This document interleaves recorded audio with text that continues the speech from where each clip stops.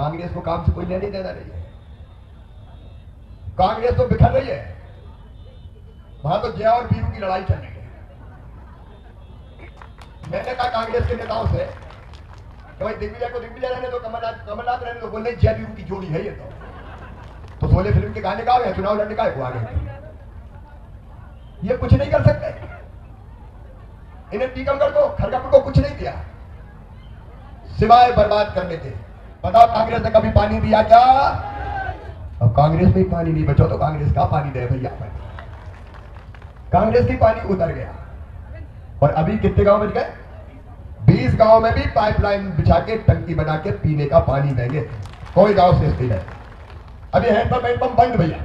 किसान भाइयों, खेतों खेत पानी आएगा, एक खेत नहीं छोड़ेंगे, हर खेत में सिंचाई का पानी देंगे ताकि किसानों की जिंदगी समझदार है। तो हम पीने का पानी भी देंगे, हम खेतों में भी पानी देंगे। और तालाब भरना है तो जोड़ने का तो काम अपना है, तोड़ने का काम कांग्रेस का है।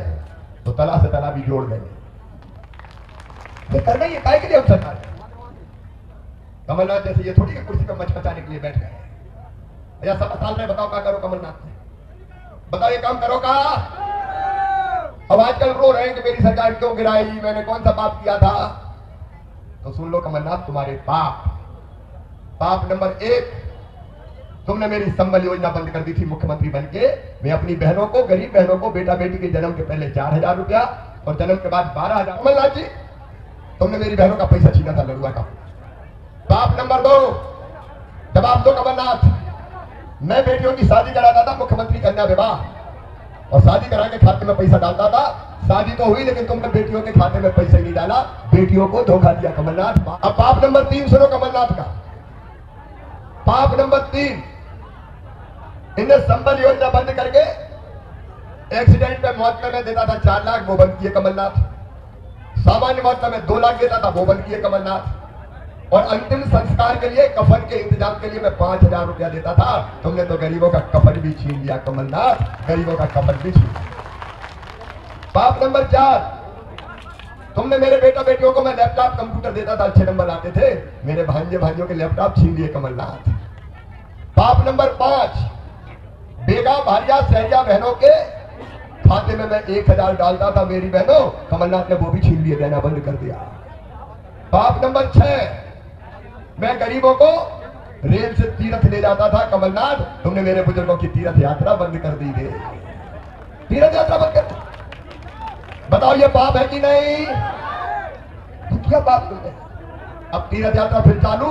अरे रेल से नहीं, अब तो हवाई जहाज से तीर्थ ले जाऊंगा, चिंता मत करना, हवाई जहाज से।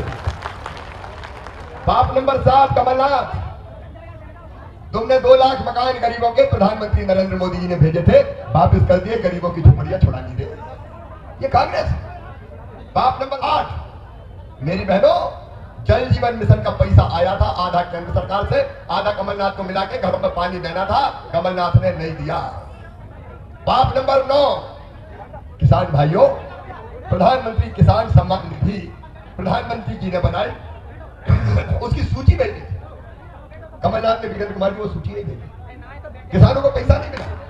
पाप नंबर 10, तुमने मध्य प्रदेश को भ्रष्टाचार और दलाली का अड्डा बना दिया कमलनाथ, केवल भ्रष्टाचार किया तुमने, दलालों की पौधारा थी तुम्हारे राज्य में। और पाप नंबर 11, तुमने विकास के सारे काम ठप्प कर दिए, एक विकास का काम कमलनाथ ने नहीं किया। बताओ ये पाप है कि नहीं कांग्रेस के? जोर से बताओ, पाप है कि नहीं कांग्रेस के? बताओ ये पाप करने वाले सत्ता में फिर आना चाहिए क्या?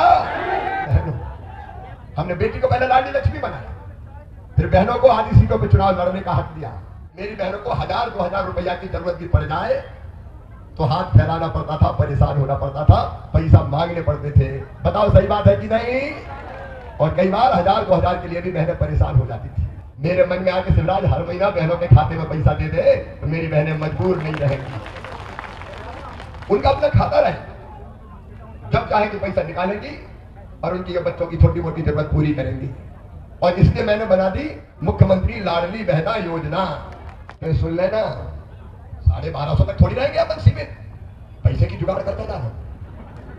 पैसा बहुत लगते, क्योंकि बहनें भी तो बहुत है। कितनी है मेरी बहन पता है? 1,32,00,000। और अभी तो कहीं रह गई है, हर गांव में 10-10, 20-20। और वो पकड़ती रह गए, हमें नहीं मिल रहे। हमके काहे रह गए? बोले हम फार्म ही नहीं भरता, आपके पैसे पैसे क्या रहे, पैसा थोड़ी मिलेंगे। अब ऐसी बहनों सुन लो, चुनाव के 1 महीना बाद सरकार बनने दो, पोर्टल खोल के सबका नाम जोड़ दिया जाएगा। कई बेटियां मिली मुझे, कहते मामा ये शादी की सरकार भी डाल दी तुमने, हम तो पढ़ रहे हैं, हमें नहीं करना 21 साल में शादी, तो हमें पैसा काहे देते? तो अब हमने तय करी है कि 21 साल से ज्यादा उम्र की बेटी जिनकी शादी भी नहीं हुई, उनके खाते में भी मामा पैसा डालेगा। ये बहनों की जिंदगी बदलने की योजना है। और पैसा का इंतजाम करके अभी 1000 से 1250 की है, 1250 से फिर मैं करूंगा 1500 रुपया, 1500 से करूंगा 1750, फिर 2000, फिर 2250, फिर 2500, फिर 2750 और फिर कितने करेंगे? देखो ये मेरा संकल्प है 3000। अरे भाइयों तुम नाराज तो नहीं हो? अरे इधर 1250 दे रहे हैं तो 1000 किसान के खाते में भी आ रहे हैं यार। 6000 अपने पीएम साहब दे रहे हैं, 6000 हम दे रहे हैं। और जरा जुगाड़ हो जाए तो 1000 ही थोड़ी रख देंगे, अपनी सरकार है, चिंता मत करना, किसानों के भी बढ़ेंगे। बताओ सीधा सीधा खाते में पैसा देना ठीक है कि नहीं? तो मैं तो अगली बार ये सोच रहा हूँ आलतू फालतू की चीजें छोड़ो, पैसे ही खाते में डाल दो, जो करना हो करे, किसान करे, गरीब करे, जनता करे, अपनी जरूरत की चीज खरीदे। और ये आपका हक है, आपका अधिकार है। देखो भैया, जनता का अधिकार उसको देते रहेंगे। अब परिवार की सरकार मतलब केवल लाडली बहना नहीं, किसान सम्मान निधि नहीं, वो तो है ही, लेकिन 4-5 चीजें और। एक, इस मध्य प्रदेश की धरती पर कोई गरीब बिना जमीन के नहीं रहेगा, रहने की जमीन का मालिक हर गरीब को बनाया जाएगा। अभी शायद 10,000 पट्टे बांटे, अभी पता 10,000 क्या यही तो शुरू किया था टीकमगढ़ जिले से। कोई को बिना जमीन के नहीं रहने दूंगा, ना गांव में ना शहर में। भगवान ने धरती पे भेजा है तो प्लाट तो हो गई उसकी। अब अगर जमीन का टुकड़ा है तो उस पर मकान बनना चाहिए कि नहीं? मैं बड़े बंगले की बात नहीं करता, लाडली बहना राहुल बता रहे थे कई जगह बहने पकड़ लेती, घर देख लो टूटी टपरिया में पड़े, झोपड़ी कहते हैं कि टपरिया, झोपड़ी टपरिया टूटे में पड़े। तो अब सुन लो, जिनके पीएम आवास योजना में मकान रह गए हैं उनके लिए बना दी सीएम लाडली बहना आवास योजना, सबके पक्के मकान बनाने के पैसा देंगे। रसोई गैस का कनेक्शन तो मिल गया, सिलेंडर 450 में ही देंगे, चिंता मत करना। और जिनके बिजली के बड़े बिल आ गए होंगे, घबराना मत, मामा भरवाएगा, चिंता मत करना, तुम्हारे 100 रुपया लगेगा। बेटा बेटी की पढ़ाई मेरे भांजे भांजी है, इनकी पढ़ाई की व्यवस्था के लिए सीएम राइज स्कूल बना रहे हैं। अपने यहाँ 2 बन रहे हैं ना राहुल, सीएम राइज 2 बन रहे हैं, 2 बन रहे हैं और 10 और बनाऊंगा राहुल, 10 और। तो क्या हर 20-25 गांव के बीच में एक CM rise school private school से कई गुना अच्छा। एक बिल्डिंग की कीमत 40-40 करोड़ रुपया, लैब, लाइब्रेरी, खेल का मैदान, और पढ़ाई में भी दूसरे गांव पढ़ने जाना पड़े तो साइकिल के 4,500 रुपया डाले। 8वीं पास करके 6वीं, 8वीं पास करके 9वीं, और 12वीं में बच्चे अच्छे नंबर लाए तो मामा ने लैपटॉप दिलवाए, लैपटॉप। और नंबर 1 बेटा और एक बेटी आई तो मामा ने स्कूटी दिलवाई, स्कूटी। क्योंकि बच्चों को पढ़ने के लिए प्रेरित करना है।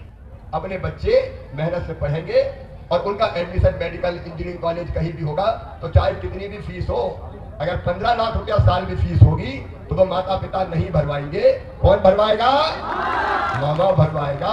मैं इन बच्चों के सपनों को मरने नहीं दूंगा, इनको आगे बढ़ाऊंगा। हम सब मिलकर इन बच्चों को आगे बढ़ाएंगे। प्रत्येक परिवार एक रोजगार, ये मैं कह रहा हूं, सोच समझ के। हर परिवार एक रोजगार, पलायन नहीं होने देंगे। एक रोजगार का मतलब या तो सरकारी नौकरी या सेल्फ हेल्प ग्रुप के माध्यम से बहनों को रोजगार या स्वरोजगार योजनाओं के माध्यम से रोजगार, ताकि यहीं पे काम धंधा मिले, इसकी कोशिश करना है। और एक बात और मेरी बहनों, हमारी कोशिश है और हमारा संकल्प भी है कि हर बहन की आमदनी कम से कम, लाडली बहना योजना के अलावा वो तो हम दे रहे हैं, लेकिन घर का काम काज करते हुए हर बहन की आमदनी कम से कम 10,000 रुपया महीना होनी चाहिए। ये बहुत जिम्मेदारी से कह रहा हूं। कांग्रेस अगर जीत गई तो ना लाडली रहेगी ना बहना रहेगी, ये दादा कमलनाथ सब बंद कर देगा, गड़बड़ हो जाएगी। बताओ ऐसा होना चाहिए क्या? दोस्तों अगर वीडियो अच्छा लगे तो वीडियो को लाइक से जरूर करो। चैनल पर नए आए तो चैनल को सब्सक्राइब करके जरूर रखें ताकि नई वीडियो की नोटिफिकेशन आपको सबसे पहले मिलती रहे।